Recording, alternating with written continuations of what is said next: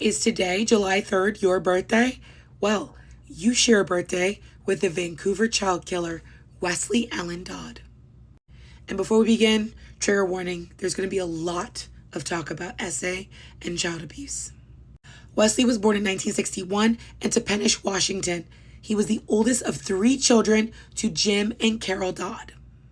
Now, Westley has done interviews, and he publicly said he was never abused, neglected, or mistreated as a child, but his parents never told him he loved him. On the flip side, though, after he was executed, they went through his cell and found a bunch of journals where he said that his dad was abusive, so we don't really know. What's shocking, though, is that the Dodd family actually has a second child offender, Wesley's younger brother, Gregory, who was arrested in 2016 for attempting to essay a 13-year-old girl. So while we don't know what was going on in their household, something must have been going on. Westley pretty much had no supervision growing up, and no one really paid attention to him, so when he started exposing himself to people in the neighborhood, nobody cared, including he was going after younger children. Westley pretty much had no supervision, and when he was 13 years old, he started exposing himself to all of the children in the community. Pretty much nobody did anything. They just thought he was a weird kid, and he was 14, it escalated to molestation. He attacked his cousins, neighborhood kids that he offered to babysit, and even the children of the women that his father was dating. Speaking of mom and dad, there appears to be an overlap when dad was dating other women but still married to mom, and that caused huge blowout fights. One of the worst ones was when Westley was 15 years old. It was his 15th birthday, and the fight was so bad that dad tried to end himself afterward. Around that same time, Westley got arrested for the first time for indecent exposure, but the courts took pity on him because of his family's falling apart, and they just told his parents, put him in therapy. They did not put him in therapy, and in August of 1981, he attempted to abduct 2 young girls. Again, nothing happened. He joins the Navy after that, and he ends up assigned to the Bangor, Washington submarine base. And you guessed it, he goes back to assaulting kids. He gets arrested when he offered a group of boys $50 off base to go back to his hotel room and play strip poker with them. When the police asked him, why'd you do that? He just admitted that his intention was to molest them. Again, no charges filed. Right after that, he got arrested on base for exposing himself to younger boys, and he was dishonorably discharged from the Navy, and he spent 19 days in court-appointed therapy. May of 1984, he gets arrested again for assaulting a 10-year-old boy and gets a suspended sentence. It's at that point that he decides that he is going to plan his life around trying to get more targets. That's the name he gave to his future victims.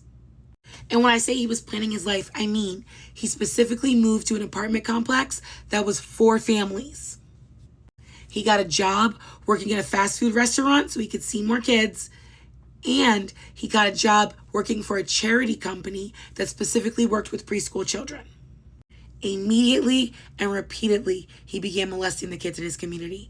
And the families knew about it, but some of them were afraid of him because he looked scary. And the other ones were afraid that if he was prosecuted, their kids would be re-traumatized by the system. Now, in 1987, he tries to lure a local boy into an abandoned house. The boy runs away, tells his parents, they call the police, and this time, the prosecutors are like, listen, we got this long rap sheet of stuff he's been doing, we can put him in jail, finally. And they say, no, you can't, because we have no evidence of him doing anything yet. And nothing happens. In Vancouver alone, it is believed that he assaulted over 50 children between the ages of 2 and 12 years old. What gets Westley caught is that, like many people with his affliction, they feel the desire to increase what they are doing. Looking no longer works. Touching no longer works. Now they want to commit acts of violence against the children. With the last case, they pretty much decided that all they could do was just give him sort of a encourage therapy and sort of have him monitored by the court. As soon as he no longer has to check in with the court, he moves to Vancouver. He gets a job as a shipping clerk, and he decides that he is going to start using David Douglas Park as his new spot to find victims.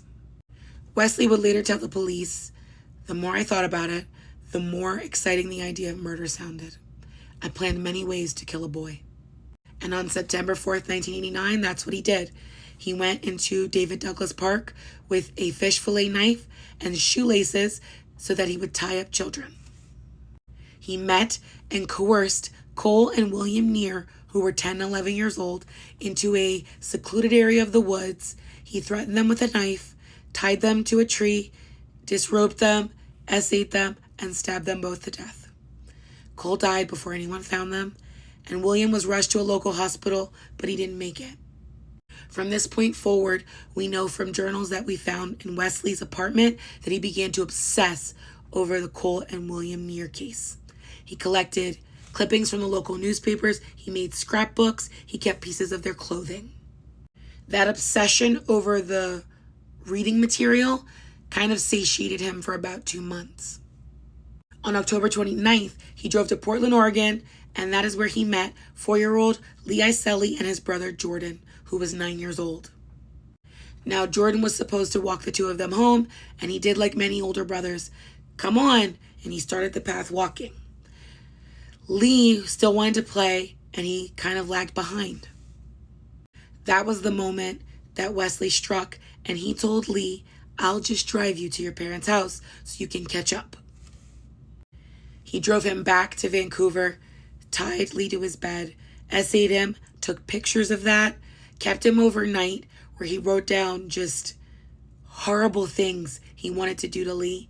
But ultimately in the morning, he realized he couldn't keep him, and so he fashioned a noose in his closet and hung Lee, and took pictures of that too. He told the police he originally wanted to keep Lee as a sort of prisoner, but he realized that the boy would probably scream or cry and make noise, and he couldn't release him because he knew he would tell.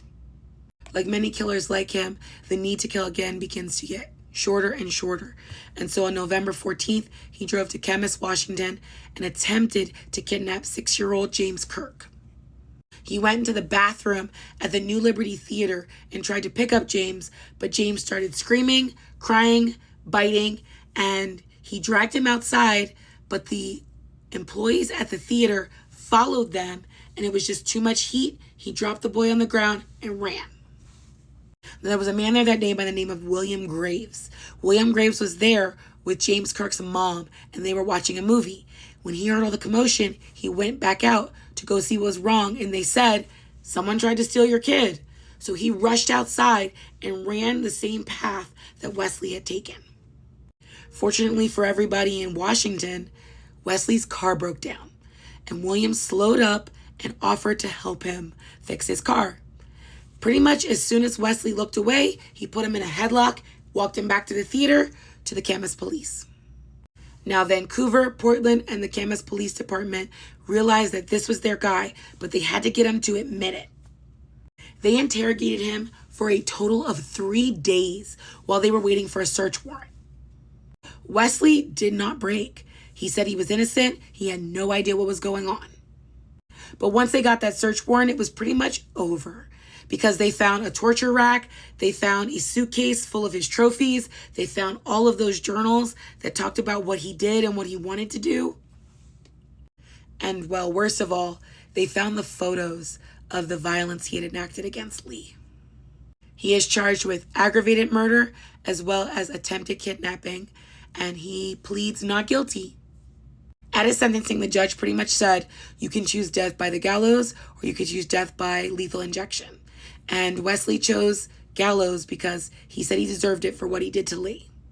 He was executed on Washington State Penitentiary in Walla Walla, Washington on January 5th, 1993. He was 31 years old. Westley Allan Dodd was responsible for 3 murders and over 175 assaults. It shouldn't take a murder to get a predator off of our streets.